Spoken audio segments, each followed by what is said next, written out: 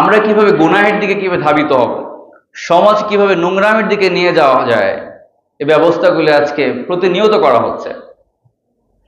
তো সেখানে নাকি ওই এক মেয়ে যে কিনা খেলা অংশগ্রহণ করে, সে বলেছে যে যদি শরীর দেখাতে না পারি তাহলে শরীর দিয়ে কি হবে, নাউজুবিল্লাহ। চিন্তা করেছেন? তো এরা হচ্ছে এই খেলার নাম করে কিভাবে আমাদের যুবকদেরকে বিপথগামী করা যায়, তারা হচ্ছে শয়তানের হাতিয়ার হিসেবে কাজ করছে। আল্লাহ সুবহানাহু ওয়া তাআলা নারীদেরকে এত সম্মানিত করলেন। রব্বুল আলামিন বলেন, ওয়াকরনা ফি বুয়ুতিকুন্না ওয়ালা তাবাররাজনা তাবাররুজাল জাহিলিয়াহ। ও নারীরা, তোমরা জাহিলিয়ার নারীদের মতো নিজেদেরকে প্রদর্শন করে বেরিয়েও না। আল্লাহ সুবহানাহু ওয়া তাআলা তোমাকে যে সৌন্দর্য দিয়েছেন, রূপ যৌবন দিয়েছেন, এগুলোকে ঢেকে রাখো।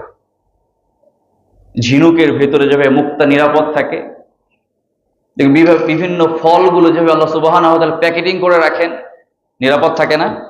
এই কলা আল্লাহ সুবহানাহু ওয়া তাআলা প্যাকেটিং করেছেন, ও খোসার ভিতরে যতক্ষণ থাকবে নিরাপদ থাকবে। খোসা থেকে বের করবেন, মাছি আসবে, বিভিন্ন পোকামাকড় এসে ওকে নষ্ট করে ফেলবে, ঠিক কিনা?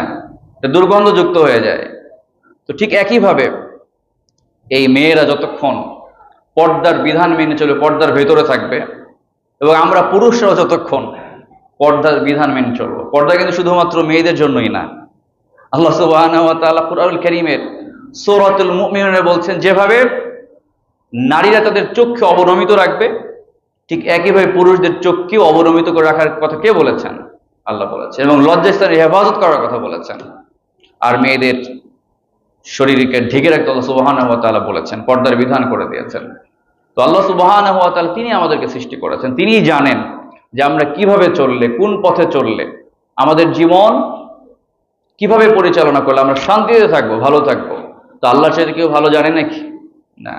তো আজকে যারা এই শক্তির বড়াই দেখায়, এই রূপ যৌবনের বড়াই দেখায়, হয়তো খুব শীঘ্র এমন একটা সময় আসবে কেউ তার দিকে আর তাকাবে ওরা, ঠিক কিনা বলেন?